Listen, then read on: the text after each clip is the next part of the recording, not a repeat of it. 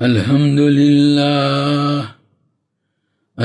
لله نحمده ونستعينه ونستغفره ونؤمن به ونتوكل عليه ونعوذ بالله من شرور أنفسنا ومن سيئات أعمالنا ونعوذ بالله من شرور أنفسنا ومن سيئات أعمالنا من يهده الله فلا مضل له ومن يضلله فلا هادي له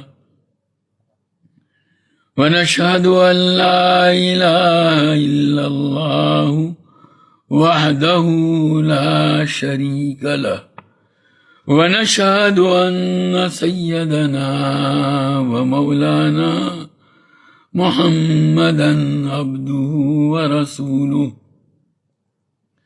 أرسله إلى كافة الناس بشيرا ونذيرا وداعيا إلى الله بإذنه وسراجا منيرا صلى الله تعالى عليه وعلى آله وصحابه وبارك وسلم تسليما كثيرا كثيرا أما بعد فأعوذ بالله من الشيطان الرجيم بسم الله الرحمن الرحيم تبارك الذي بيده الملك وهو على كل شيء قدير الذي خلق الموت والحياة ليبلوكم أيكم أحسن عملا وقال تعالى أولم نعمركم ما يتذكر من تذكر وجاءكم النذير وقال النبي صلى الله تعالى عليه وسلم من حسن إسلام المرء تركه ما لا يعنيه وقال النبي صلى الله تعالى عليه وسلم نعمتان مغبون فيهما كثير من الناس الصحة والفراغ۔ کل کی مجلس میں لایانی سے متعلق بحث چل رہی تھی اور اسی نسبت سے میں نے عرض کیا تھا کہ آج ہمارے نوجوان طبقے میں کرکٹ کا شوق جنون کی حد تک پہنچا ہوا ہے، اور کرکٹ کے ساتھ تعلق اور محبت کی وجہ سے ان کرکٹروں کے ساتھ، کھلاڑیوں کے ساتھ بھی محبت اور تعلق کا یہ عالم ہوتا ہے کہ اگر کوئی آدمی بھولے سے بھی اس کے متعلق کوئی ٹیڑھی بات بول دے تو ہمارا یہ نوجوان آستین چڑھا کر اس کے ساتھ لڑنے کے لیے تیار ہو جائے گا۔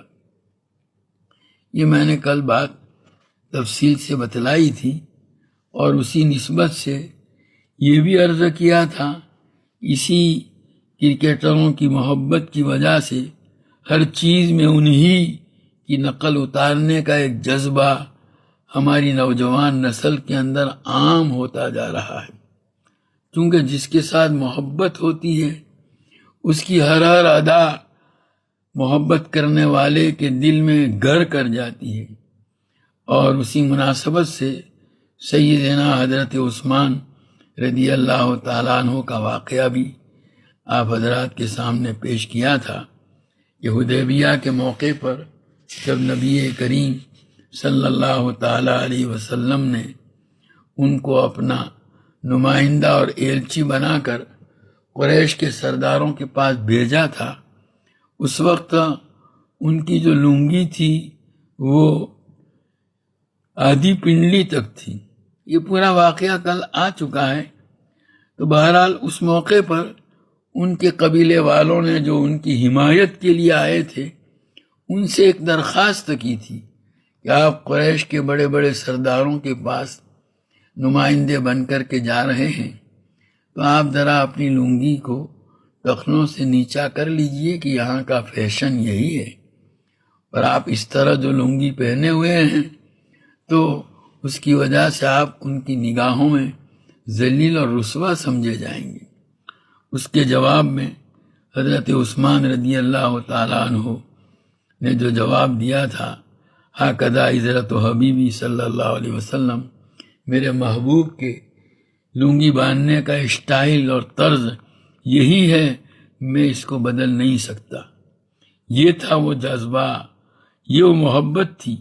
آج ہمارے اندر اس ایمانی غیرت کی ضرورت ہے۔ حضور اکرم صلی اللہ علیہ وسلم کے طریقے اگر ہم اپنائیں گے تو اللہ تعالی ہمیں دنیا میں بھی عزت عطا فرمائے گا اور آخرت میں بھی عزت عطا فرمائے گا۔ آج ہماری جو رسوائی ذلتی ہو رہی ہے وہ نبی کریم صلی اللہ علیہ وسلم کے طریقوں کو چھوڑنے کی وجہ سے ہو رہی ہے۔ اور واقعہ یہ ہے کہ جس کی محبت دل میں گھر کر جاتی ہے تو اس کی ہر ادا پر مر مٹنے کا جذبہ بھی دل کے اندر پیدا ہو جاتا ہے۔ مجھے یاد ہے کئی سال پہلے کا قصہ ہے، تقریباً 40-45 سال ہو رہے ہیں۔ دلی کا ایک مصروف بازار ہے، وہاں 2 یورپین تھے، کان میں بالیاں تھیں، سر کے بال آدھے تھے، آدھے سر کے بال مڑے ہوئے تھے۔ اس طرح یہ دونوں یورپین بازار میں سے گزر رہے تھے۔ اس بازار کے سارے دکاندار ان کو دیکھ رہے تھے اور ہنس رہے تھے، لیکن ان دونوں کو اس کی کوئی فکر اور پرواہ نہیں تھی۔ کیونکہ ان کو اپنے اس طریقے پر ناز تھا، مستی تھی۔ ان کے نزدیک یہی اسٹائل فخر کی چیز تھی۔ لوگ ہنستے رہیں، اس سے ان کا کیا بگڑا؟ ہمیں بھی نبی کریم صلی اللہ علیہ وسلم کی ذات بابرکات کے ساتھ ایسی محبت ہونی چاہیے کہ لباس میں، چال میں، ڈھال میں آپ صلی اللہ علیہ وسلم کا انداز ایسا اختیار کریں کہ لوگ ہنستے ہیں تو ہنستے رہیں۔ لوگ سمجھیں مجھے محروم وقار و تمکین، پر وہ نہ سمجھیں کہ میری بزم کے قابل نہ رہا۔ لوگ ہنستے ہوں تو ہنسا کریں، ہم تو اپنے حبیب صلی اللہ علیہ وسلم کے طریقے کو اختیار کریں گے۔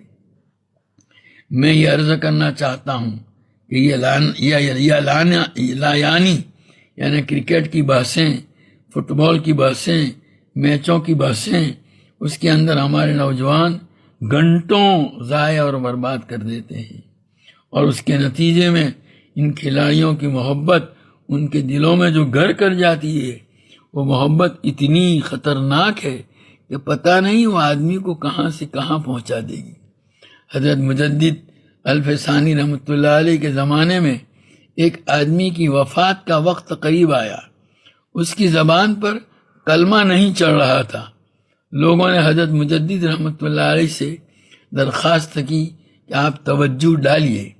حضرت نے توجہ ڈالی اور فرمایا کہ اس آدمی کو غیر مسلموں کے ساتھ دوستی کی عادت تھی، اس کی وجہ سے اس کی زبان پر کلمہ نہیں آتا۔ میں توجہ کر رہا ہوں تو بھی اس سے کوئی فرق نہیں پڑتا۔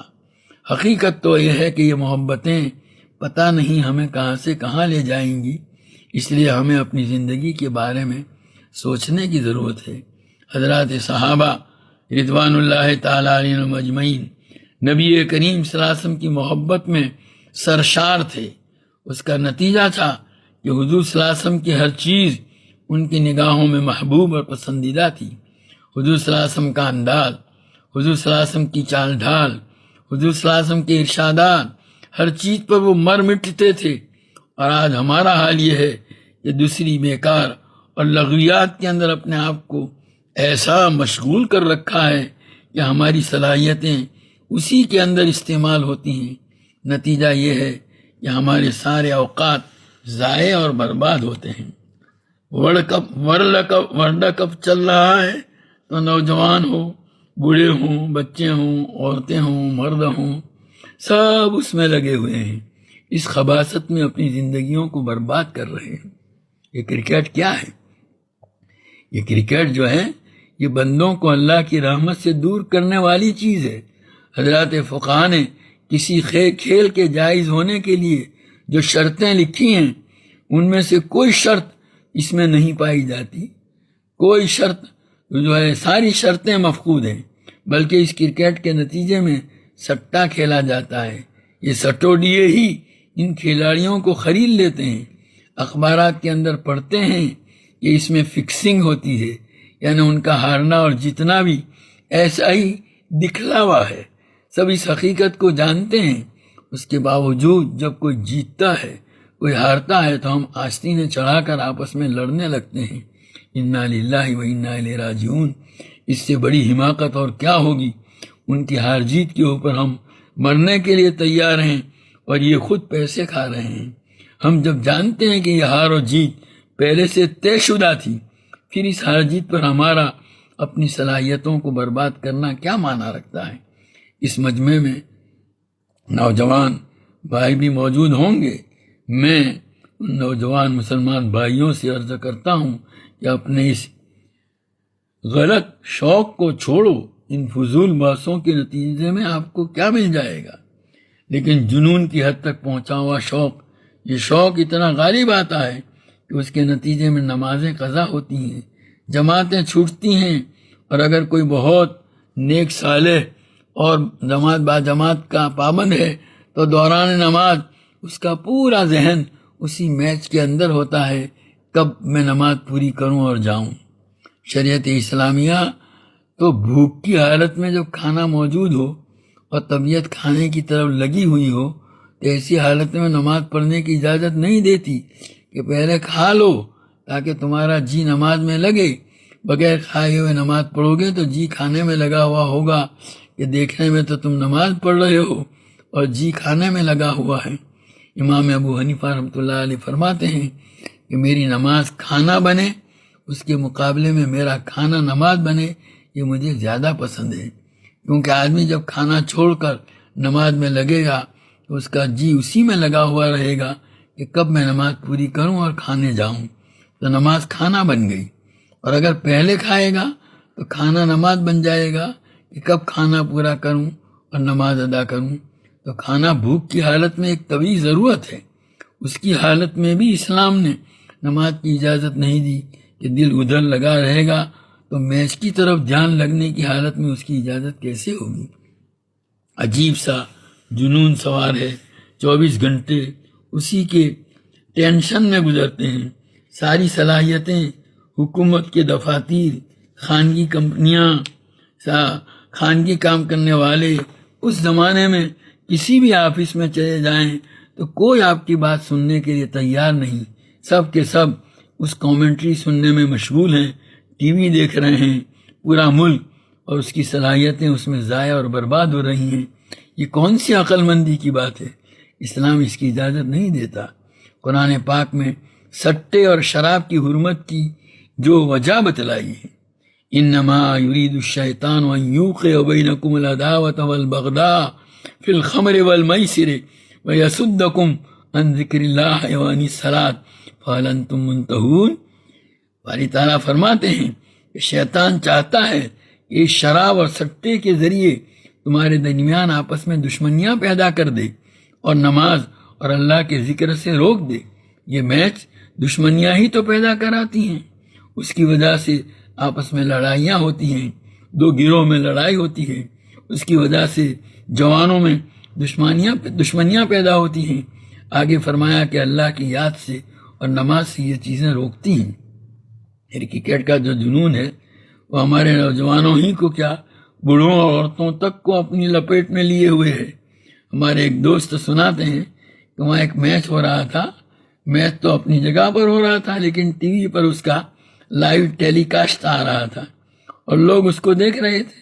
آپ نے دیکھا ہوگا کہ شہر میں دکان کے اندر ٹی وی چل رہا ہے تو باہر ایک جم غفیر ہے اور پیچھے گاڑی والے ہوٹنگ کر رہے ہیں، لیکن ان کو کوئی پرواہ ہی نہیں، کوئی ہٹنے کا نام ہی نہیں لیتا۔ کہتے ہیں کہ ایک بوڑھے میاں تھے، ان کو بھی بڑا شوق تھا لوگوں نے ان کو ہٹانے کے لیے بجلی کا کنیکشن کٹ کر دیا۔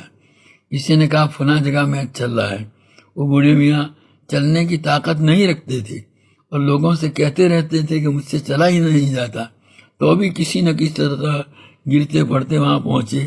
یہ محبت کی انتہا ہے۔ اور یہی نہیں بلکہ اس کی وجہ سے اور بھی بے شمار خرابیاں پیدا ہوتی ہیں۔ کھلاڑیوں کے ساتھ مشابہت اختیار کی جاتی ہے، حالانکہ حدیث میں آتا ہے من تشبہ بقوم فہو منہم، جو آدمی کسی قوم کے ساتھ مشابہت اختیار کرے وہ اسی میں سے ہوتا ہے۔ اور یہ تو انگریزوں کا کھیل ہے۔ اور پھر دنیا میں اور یورپ میں بھی بہت سی قومیں بستی ہیں۔ جرمنی کی کوئی ٹیم ہے، اٹالی کی کوئی ٹیم ہے، سوئٹزرلینڈ کی کوئی کرکٹ ٹیم ہے، فرانس کی کوئی ٹیم ہے۔ یہ یورپین قومیں ہیں، وہ اپنی قومیت پر اتنا فخر کرتی ہیں کہ وہ دوسری قوم کی زبان بولنے کے لیے بھی تیار نہیں۔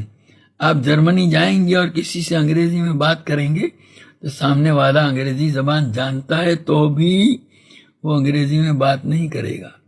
فرانس جائیں گے، پیرس میں اتریں گے اور کسی سے انگریزی میں بات کریں گے تو وہ انگریزی زبان جانتا ہے تو بھی وہ انگریزی میں بات کرنے کو تیار نہیں ہو۔ فرانسیسی میں بولے ہوں گے تو ہی جواب دے گا۔ ان کو اپنی چیزوں پر اتنا ناز، اور ہمارے یہاں کے لوگ یہ کھیل اپنانے کو تیار ہو گئے۔ دنیا میں انہی ممالک میں یہ کھیل چلتا ہے جو کسی زمانے میں انگریزوں کی کالونیاں رہیں، یعنی جہاں انگریزوں کا اقتدار رہا، جیسے ہندوستان، پاکستان، سری لنکا وغیرہ۔ جتنی بھی کرکٹ ٹیمیں ہیں یہ سب انہی ممالک میں ہیں، یا آسٹریلیا اور نیوزی لینڈ، ان سب ممالک میں انگریزوں کا اقتدار رہا تھا اور انگریز بھی رہتے ہیں وہاں۔ وہ تو کسی دوسری قوم کا کوئی کھیل بھی اختیار کرنے کو تیار نہیں۔ اور ہمیں اسلام نے اتنی بڑی تعلیم دی، من تشبہ بقوم فہو منہم کے ذریعے، اور اس کے باوجود ہماری ایمانی غیرت ہم کو ان چیزوں سے روکنے کے لیے تیار نہیں۔ ذرا شرمانے کی ضرورت ہے۔ وہ لوگ تو اپنی ان معمولی چیزوں پر فخر کریں اور ہم لوگ دین و ایمان پر فخر کرنے کو تیار نہیں۔ بڑی بے غیرتی کی بات ہے۔ اللہ تبارک تعالیٰ نے یہ جو صلاحیتیں عطا فرمائیں ان کو اللہ کے واسطے ضائع مت کرو۔ یہ زندگی بڑی قیمتی ہے، اللہ کی یاد میں، اس کی اطاعت میں، اس کی عبادت میں اس کو لگانے کی ضرورت ہے۔ یہ کھیل اور اس میں جو وقت ضائع ہو رہا ہے، پیسہ برباد ہو رہا ہے، صلاحیتیں تباہ ہو رہی ہیں، کل کو یہی قیامت میں لعنت کا سبب بن کر جہنم میں جانے کا سبب بنے گا۔ اللہ تبارک و تعالیٰ میری اور آپ کی حفاظت فرمائے۔ اپنے اوقات کو صحیح کاموں میں استعمال کرنے کی ضرورت ہے۔ ایک مومن کے ایمان کی غیرت اور ایمان کا تقاضا یہ ہے کہ وہ یہ سمجھے اور سوچے کہ آخر میں اس دنیا میں کیوں آیا ہوں، مجھے اللہ تعالیٰ نے کیوں پیدا کیا ہے، میرا مقصد تخلیق کیا ہے، مجھ سے اللہ تعالیٰ کیا چاہتے ہیں، اس کو جانے، سیکھے، سمجھے اور اس کے مطابق اپنی زندگی کو ڈھالنے کی کوشش کرے۔ نبی کریم صلی اللہ علیہ وسلم کی شفقت پر قربان جائیے کہ آپ نے کوئی کام ایسا نہیں جو کرنے کے قابل ہو اور بتایا نہ ہو، اور نہ کرنے کا ہو اور روکا نہ ہو۔ مشکات شریف میں روایت ہے، نبی کریم صلی اللہ تعالیٰ علیہ وسلم فرماتے ہیں، یہ لوگو، ہر وہ چیز اور ہر وہ کام جو تم کو جنت سے قریب کرنے والا اور جہنم سے دور کرنے والا ایسا نہیں ہے جس کا میں نے تم کو حکم نہ دیا ہو، اور کوئی کام جہنم سے قریب کرنے والا اور جنت سے دور کرنے والا ایسا نہیں جس سے میں نے تم کو روکا نہ ہو۔ نبی کریم صلی اللہ علیہ وسلم کا حال تو امت کے ساتھ ایسا تھا جیسے ایک باپ کا بیٹے کے ساتھ ہوتا ہے۔ حضرت ابو ہریرہ رضی اللہ تعالیٰ عنہ کی روایت ہے کہ حضور صلی اللہ علیہ وسلم فرماتے ہیں، انما انا لکم مثل الوالد اعلمکم، میں تمہارے لیے ایسا ہوں جیسا کہ ایک باپ اپنے بیٹے کے لیے ہوا کرتا ہے، کہ باپ ہر وہ چیز جو بیٹے کے لیے مفید اور کارآمد ہوتی ہے بڑے اہتمام کے ساتھ بتا کر اس پر عمل کروانے کی کوشش کرتا ہے۔ نبی کریم صلی اللہ علیہ وسلم فرماتے ہیں کہ میں بھی تم کو ہر چیز سکھلاتا ہوں، یہاں تک کہ استنجا کرنے کا طریقہ بھی نبی کریم صلی اللہ علیہ وسلم نے ہم کو بتلایا۔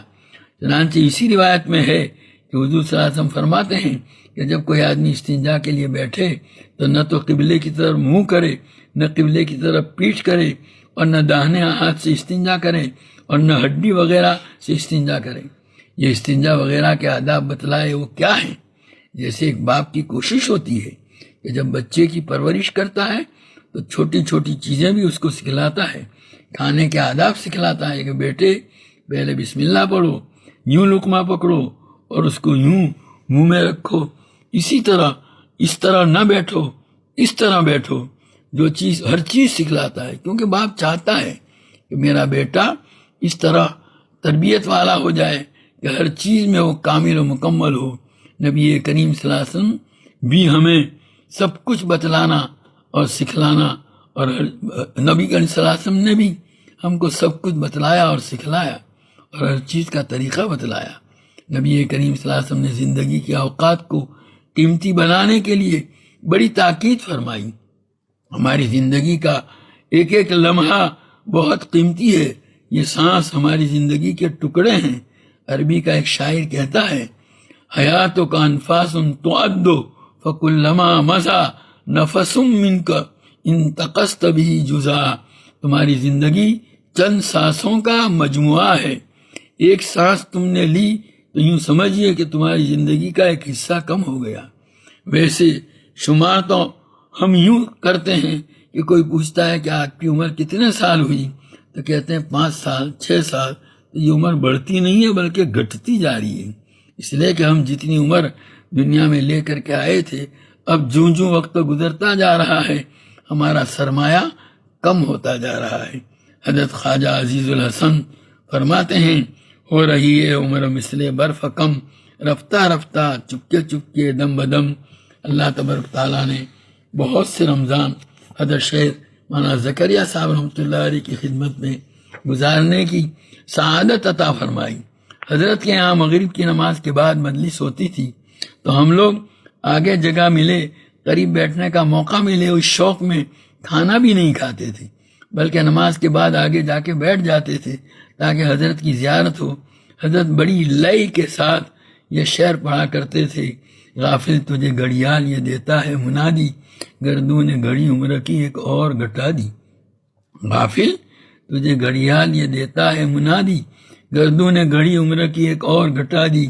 حضرت فرماتے تھے یہ جو گھنٹے والی گھڑی ہوتی ہے، ٹکورے والی جس کو ہم کہتے ہیں، اس میں جب 12 بجتے ہیں تو گھنٹے بجتے ہیں، تو گویا ہر گھنٹہ کہتا ہے گھٹا دی گھٹا دی، کیونکہ اس گھنٹے کی آواز مبہم ہوتی ہے، اور مبہم آواز کی خاصیت یہ ہے کہ آدمی اس کو اپنے دل کی جس چیز پر بھی فٹ کرنا چاہے کر سکتا ہے۔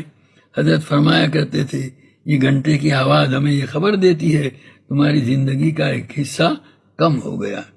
اسی مجلس میں حضرت رحمۃ اللہ علیہ بعض مرتبہ یہ جملہ فرمایا کرتے تھے، اے مولویو کتاب الرقاق پڑھا کرو۔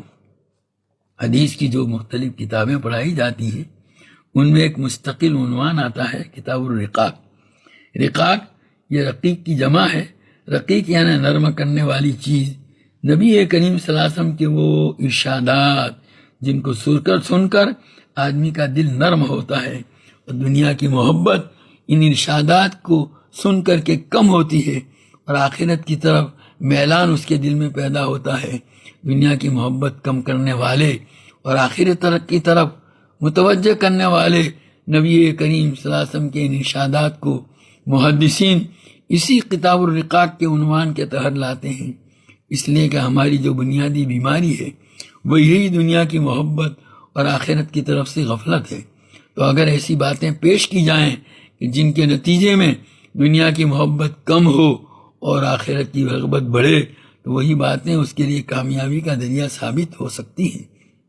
فضائل صدقات کے دوسرے حصے میں حضرت مولانا شیخ زکریا صاحب رحمۃ اللہ علیہ نے زہدہ کے بارے میں مستقل فصل قائم فرمائی ہے، یعنی دنیا سے بے رغبتی۔ نبی کریم صلی اللہ علیہ وسلم جن اخلاق کی تعلیم دینے کے لیے تشریف لائے ان اخلاق میں زہد کو بنیادی حیثیت حاصل ہے۔ زہد یعنی دنیا سے بے رغبتی، اس لیے کہ دنیا کی محبت ساری خرابیوں کی جڑ ہے۔ حب الدنیا راس و کل خطیۃ، ہر برائی کی جڑ دنیا کی محبت ہے۔ دنیا کی طرف سے جتنی بے رغبتی ہوگی اتنا ہی آدمی فائدے میں رہے گا۔ تو نبی کریم صلی اللہ علیہ وسلم نے امت کی تعلیم و تربیت کے لیے جو باتیں ارشاد فرمائی ہیں تو آپ کی ان باتوں میں ایک بڑا ذخیرہ، ایک بڑا حصہ ان ارشادات کا ہے جن کو سن کر آدمی کے دل میں دنیا کی محبت کم ہوتی ہے اور آخرت کی رغبت پیدا ہوتی ہے۔ انہی ارشادات کو حضرات محدثین اپنی کتابوں میں، جس میں انہوں نے احادیث کو جمع کیا اور نبی کریم صلی اللہ علیہ وسلم کے ارشادات کو مرتب کیا، اس میں کتاب الرقاق کا عنوان بھی قائم کرتے ہیں۔ امام بخاری رحمۃ اللہ علیہ نے اپنی کتاب صحیح بخاری کے اندر کتاب الرقاق کو نبی کریم صلی اللہ علیہ وسلم کے اسی ارشاد سے خاص طور پر شروع کیا ہے۔ پہلے ہی باب میں پہلی ہی وہ روایت لائے ہیں، وہ یہی حضرت عبداللہ بن عباس رضی اللہ تعالیٰ عنہما کی روایت۔ نبی کریم صلی اللہ علیہ وسلم فرماتے ہیں، نعمتان مغبون فیما کثیر من الناس، الصحت والفراغ۔ اللہ تبارک و تعالیٰ کی دو نعمتیں ایسی ہیں کہ ان دو نعمتوں سے فائدہ اٹھانے کے معاملے میں اور ان نعمتوں کی حقیقی قدر و قیمت جاننے اور ان کو وصول کرنے کے معاملے میں لوگ جو ہے گھاٹے میں ہیں، دھوکے میں ہیں۔ وہ دو نعمتیں کیا ہیں؟ ایک تو تندرستی اور دوسری ہے فرصت۔ غبن یہ عربی زبان کا لفظ ہے، نقصان اور دھوکہ دونوں کے لیے بولا جاتا ہے، یہاں دونوں معنی مراد لیے جا سکتے ہیں۔ دھوکے کا مطلب یہ ہے کہ اللہ تبارک و تعالیٰ کی طرف سے جو تندرستی اور فرصت ملی ہوئی ہوتی ہے، عام طور پر زندگی کے ابتدائی دور میں یہ چیز حاصل ہوتی ہے، تو ایسے عالم میں آدمی عام طور پر سوچتا ہے، تب اس کو کہا جاتا ہے کہ بھائی دین کا کام کرو، اللہ تعالیٰ کی اطاعت کرو، اس کی عبادت میں لگ جاؤ۔ تو وہ کہتا ہے بھائی ابھی کیا گیا ہے، ابھی تو زندگی کے بہت دن پڑے ہیں، کچھ دن ذرا عیش و عشرت سے گزار لیں، پھر آگے دیکھی جائے گی۔ یہ انسان کا عجیب مزاج ہے۔ جب اس کے پاس موقع ہوتا ہے نا تو وہ سوچتا ہے کہ ابھی تو بہت وقت ہے، زندگی کہاں چلی گئی، ابھی تو جوانی ہے، بہت دن باقی ہیں، بعد میں دیکھا جائے گا۔ گویا اللہ تعالیٰ کی عبادت کے لیے تو فقط بڑھاپا ہے۔ یہ انسان کا مزاج ہے۔ اللہ تعالیٰ کے لیے ایسی چیز الگ کرتا ہے، فارغ کرتا ہے جو بیکار ہو۔ کپڑا پرانا ہو گیا، اپنے لیے نیا خریدا اور پرانا اتارا اور کہا یہ غریب کو اللہ واسطے دے دو۔ کھانا کھا چکے، کھانا بچ گیا، اب اپنے لیے ضرورت کا نہیں رہا تو کہا کسی غریب کو دے دو۔ باسی ہو گیا تو کہا کسی غریب کو دے دو۔ جو چیز اپنے کام کی نہ رہے اللہ کے راستے میں دے دو۔ انسان کی اسی نفسیات میں بھی غور کرنے کی ضرورت ہے۔ قرآن میں باری تعالیٰ نے اس کی طرف اشارہ کیا ہے کہ اگر تم اللہ کے لیے وہ چیز نکالتے ہو کہ اگر تم کو وہ چیز دی جائے تو تم اس کو قبول نہ کرو، بچا ہوا کھانا اگر کوئی ہم کو دے تو ہم کتنے ناراض ہو جائیں گے اور کہیں گے کیا ہم بھکاری ہیں، ہم کو کیا سمجھ رکھا ہے، ایسی چیز دیتے ہو۔ گویا ہم اس کو اپنی توہین سمجھتے ہیں، اور یہی چیز ہم اللہ کے راستے میں دے کر ثواب کی امید رکھتے ہیں۔ اللہ اکبر، یہ تو اس کا کرم ہے کہ ایسی بیکار چیزوں کو بھی وہ قبول کر لیتا ہے۔ اس کے لیے تو وہ دینا چاہیے تھا جو سب سے عمدہ ہو۔ قرآن میں باری تعالیٰ نے فرمایا لن تنالوا البر حتی تنفقوا مما تحبون، کہ تم حقیقت میں نیکی نہیں پا سکتے ہو جب تک کہ تم وہ چیز خرچ نہ کرو جو تمہیں پسند ہے۔ جب قرآن کی آیت نازل ہوئی تو حضرت ابو طلحہ رضی اللہ تعالیٰ عنہ جو انصار میں سے ہیں، انہوں نے آ کر نبی کریم صلی اللہ علیہ وسلم سے عرض کیا کہ اللہ کے رسول، آپ نے قرآن کی جو آیت اور اللہ تعالیٰ کا جو ارشاد سنایا وہ میں نے سنا، اور میرے پاس کھجور کے باغات ہیں، ان میں سب سے عمدہ باغ بیروہا ہے۔ یہ باغ مسجد نبوی کے سامنے تھا، اور اس کے اندر نبی کریم صلی اللہ علیہ وسلم بھی کبھی کبھار تشریف لے جاتے تھے اور اس کا شیرین پانی نوش فرمایا کرتے تھے۔ تو عرض کیا کہ یہ باغ میں اللہ کے راستے میں پیش کرتا ہوں۔ یہ تو حضرات صحابہ کا دل گردہ تھا کہ وہ اللہ تعالیٰ کے حکم کو پورا کرنے کے لیے اپنی جان مال کو اس طرح پیش کیا کرتے تھے جیسا اللہ تعالیٰ کی طرف سے مطالبہ ہوا کرتا تھا۔ بہرحال میں یہ عرض کرنا چاہتا تھا کہ انسان کا یہ مزاج ہے کہ وہی چیز اللہ کے راستے میں خرچ کرتا ہے جو اس کے کام کی نہیں رہتی۔ عمر کے معاملے میں بھی یہی حال ہے۔ عمر کا بہترین زمانہ جوانی کا زمانہ ہے۔ جوانی میں انسان کی تمام صلاحیتیں اعلیٰ درجے کی ہوتی ہیں، اس کی صحت، قوت، کام کرنے کی، سوچنے سمجھنے کی تمام صلاحیتیں اعلیٰ درجے کی ہوتی ہیں، اور اس میں وہ بہت کچھ کارنامے انجام دے سکتا ہے. تو جوانی کو تو وہ اپنی دنیا کے لیے لگاتا ہے، اور جب بڈھا ہو جاتا ہے کسی کام کا نہیں رہتا، نہ منہ میں دانت نہ پیٹ میں ہاتھ، اور گھر والے بھی دھکے دے کر نکال دیتے ہیں، جاؤ بڑے میاں مسجد میں جا کر بیٹھو، کیا بک بک کرتے رہتے ہو. بہویں بھی نکال دیتی ہیں، تب مسجد میں آ کر تسبیح لے کر بیٹھ جاتے ہیں. کیوں؟ اللہ اللہ کرو. زندگی کا وہ زمانہ جو کسی کام کا نہ رہا، اللہ کے لیے فارغ کیا. انشاءاللہ آئندہ تفصیل کریں گے.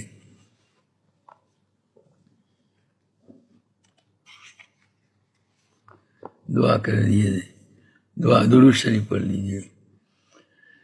سبحانک اللہم و بحمدک و تبارک اسمک و تعالی جدک و لا الہ غیرک، لا الہ الا اللہ الاحد الصمد الذی لم یلد ولم یولد ولم یکن لہ کفوا احد. اللہم صلی علی سیدنا و مولانا محمد وعلی آل سیدنا و مولانا محمد کما صلیت علی سیدنا ابراہیم وعلی آل سیدنا ابراہیم انک حمید مجید. اللہم بارک علی سیدنا و مولانا محمد وعلی آل سیدنا و مولانا محمد کما بارکت علی سیدنا ابراہیم وعلی آل سیدنا ابراہیم انک حمید مجید. ربنا ظلمنا انفسنا وإن لم تغفر لنا وترحمنا لنكونن من الخاسرين. ربنا اغفر لنا ذنوبنا وإسرافنا في أمرنا وثبت أقدامنا وانصرنا على القوم الكافرين. ربنا لا تزغ قلوبنا بعد إذ هديتنا وهب لنا من لدنك رحمة إنك أنت الوهاب. ربنا آتنا في الدنيا حسنة وفي الآخرة حسنة وقنا عذاب النار. ربنا هب لنا من أزواجنا وذرياتنا قرة أعين واجعلنا للمتقين إماما. اللهم وفقنا لما تحب وترضى من القول والعمل والفعل والنية والهدى. اللهم اجعلنا هادين مهتدين غير ضالين ولا مضلين، سلما لأوليائك وحربا لأعدائك.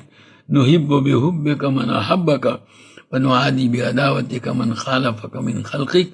اللهم أغننا بالعلم وزينا بالحلم وأكرمنا بالتقوى وجملنا بالعافية. اللهم آتنا أفضل ما تؤتي عبادك الصالحين. اللهم آتنا أفضل ما تؤتي عبادك الصالحين. اللهم لا تنزي منا صالح ما آتيتنا. اللهم استر عوراتنا وآمن رواتنا. اللهم أحسن عاقبتنا في الأمور كلها وأجرنا من خزي الدنيا وعذاب الآخرة. اللهم سلمنا لرمضان وسلم رمضان لنا وسلمه لنا متقبلا. اللهم سلمنا لرمضان وسلم رمضان لنا وسلمه لنا متقبلا. اللهم سلمنا لرمضان وسلم رمضان لنا سلمه لنا متقبلا. اللهم آتق رقابنا ورقاب آبائنا وأمهاتنا ورقاب جميع أمة محمد صلى الله عليه وسلم من النار. اللهم آتق رقابنا ورقاب آبائنا وأمهاتنا ورقاب جميع أمة محمد صلى الله عليه وسلم من النار. اللهم آتق رقابنا ورقاب آبائنا وأمهاتنا ورقاب جميع أمة محمد صلى الله عليه وسلم من النار. اللهم وفقنا لما تحب وترضى من القول والعمل والفعل والنية والهدى. اے اللہ تو نے محض اپنے فضل سے رمضان المبارک کا یہ مہینہ عطا فرمایا ہے. اے اللہ اس کی ایک ایک ساتھ، ایک ایک گھڑی، ایک ایک لمحے کو جیسا کہ اس کا حق ہے اس کے مطابق وصول کرنے کی توفیق و سعادت عطا فرما. تیرے حبیب پاک صلی اللہ علیہ وسلم اور تیرے نیک بندوں نے جس طرح اس کو وصول کیا، اے اللہ ہمیں بھی ان کے اتباع اور پیروی میں اے اللہ اسی طرح وصول کرنے کا سلیقہ اور توفیق عطا فرما۔ اے اللہ اس کو ضائع اور برباد کرنے سے ہماری حفاظت فرما۔ اے اللہ ان مبارک ایام میں ہر چھوٹی بڑی معصیت سے ہماری پوری حفاظت فرما۔ گناہوں سے بچنے کی عادت ہمیں نصیب فرما۔ اے اللہ اپنے فضل کا معاملہ فرما دے۔ اے اللہ گزشتہ سال بے شمار ہمارے ملنے والے رمضان میں تھے، اور اب جب کہ رمضان چل رہا ہے وہ سب دنیا سے رخصت ہو چکے ہیں۔ پتہ نہیں ہمارا وقت موت کب آتا ہے۔ اے اللہ ایمان کے ساتھ دنیا سے جانے کی سعادت عطا فرما۔ اے اللہ ہمارے ایمان کی حفاظت فرما۔ ایسی حالت میں موت آوے اے اللہ ہمارے دل ایمان کے نور سے منور ہوں، زبان پر کلمہ طیبہ جاری ہو، تو ہم سے راضی ہو اور ہم تجھ سے راضی ہوں، تیرے اور تیرے بندوں کے حقوق میں سے کوئی حق ہم پر واجب الادا باقی نہ رہ گیا ہو۔ اے اللہ ایسی حالت میں موت عطا فرما، قبر کے عذاب سے حفاظت فرما۔ آخرت کی منزلوں میں وہ پہلی منزل ہے، اگر وہاں کامیاب ہو گئے اور عافیت کے ساتھ گزر گئے تو آگے کی منزلیں آسان ہیں، اور اگر وہاں پکڑ ہو گئی تو آگے کا مسئلہ اور زیادہ مشکل ہے۔ اے اللہ وہ تمام گناہ اور برائیاں جو عذاب قبر کا باعث بنتی ہیں ان سے ہماری پوری حفاظت فرما، اور وہ نیکیاں اور خیرات اور بھلائیاں جو عذاب قبر سے حفاظت کا ذریعہ ہیں، اے اللہ ان کی ہمیں توفیق و سعادت عطا فرما۔ اے اللہ آخرت کی رسوائیوں سے ہماری حفاظت فرما۔ اے اللہ نامہ اعمال کو اے اللہ نیکیوں کے پلڑے کو جھکا دے۔ اے اللہ نیکیوں کے پلڑے کو جھکا دے۔ اے اللہ گناہوں داہنے ہاتھ میں نامہ اعمال عطا فرما۔ اے اللہ پل صراط پر سے عافیت کے ساتھ گزار کر جہنم کے عذاب سے پوری حفاظت فرما کر جنت کے اندر دخول اولین نصیب فرما۔ اے اللہ اس ماہ مبارک کو ہماری آخرت کی کامیابی کا فیصلہ فرما دے۔ اے اللہ ہماری آخرت کی کامیابی کا فیصلہ فرما دے۔ بیماروں کو صحت کاملہ عاجلہ مستمرہ عطا فرما۔ پوری دنیا اے اللہ اس بیماری کی لپیٹ کے اندر ہے۔ اے اللہ ہر شخص اس سے لرزاں و ترساں ہیں۔ اے اللہ ایک چھوٹا سا وائرس تو نے بھیجا، اے اللہ یہ دنیا اس کو برداشت نہیں کر سکتی، تیری گرفت کا کیا عالم ہوگا۔ اے اللہ ہمیں اپنی گرفت سے محفوظ رکھیو، اپنے فضل کا معاملہ فرما دے۔ اے اللہ جو بیمار ہیں ان کو صحت کاملہ عاجلہ مستمرہ دائمہ عطا فرما۔ اے اللہ جو محفوظ ہیں ان کو اپنی حفاظت میں رکھ، اور جو اس بیماری کی وجہ سے جا چکے ہیں اے اللہ ان کو اپنی رحمتوں مغفرتوں سے ڈھانپ لے، جنت الفردوس میں ان کو اعلیٰ مقام عطا فرما۔ اے اللہ ہم پر اپنا خصوصی فضل فرما دے۔ تیرے اللہ لیلۃ القدر کی عبادت یہ ہمیں سعادت عطا فرما۔ اس بابرکت اور مبارک رات کو اپنی غفلتوں کی نظر ہونے سے ہماری حفاظت فرما۔ اے اللہ ہماری حفاظت فرما، اپنے فضل کا معاملہ فرما دے۔ ہماری زندگیوں میں اے اللہ خوشگوار انقلاب پیدا فرما، تیری اطاعت والی زندگی عطا فرما، نافرمانی والی زندگی سے حفاظت فرما۔ اے اللہ اپنا خصوصی فضل فرما دے۔ اے اللہ تیرے حبیب پاک صلی اللہ علیہ وسلم نے جتنی خیر اور بھلائی تجھ سے مانگی ہمیں اور پوری امت کو عطا فرما، اور جن شرور اور برائیوں سے پناہ چاہی ان سے ہماری اور پوری امت کی حفاظت فرما۔ اے اللہ تیرے حبیب پاک صلی اللہ علیہ وسلم نے خیر کی لائن سے جتنی چیز مانگی وہ سب ہمیں عطا فرما، اور تمام شرور و فتن سے ہماری حفاظت فرما۔ اے اللہ اپنا خصوصی فضل فرما دے۔ آج تک تجھ سے مانگ کر کبھی محروم نہیں ہوئے، اب بھی اور آئندہ بھی محروم نہ فرما۔ ربنا تقبل منا انک انت السمیع العلیم وتب علینا انک انت التواب الرحیم۔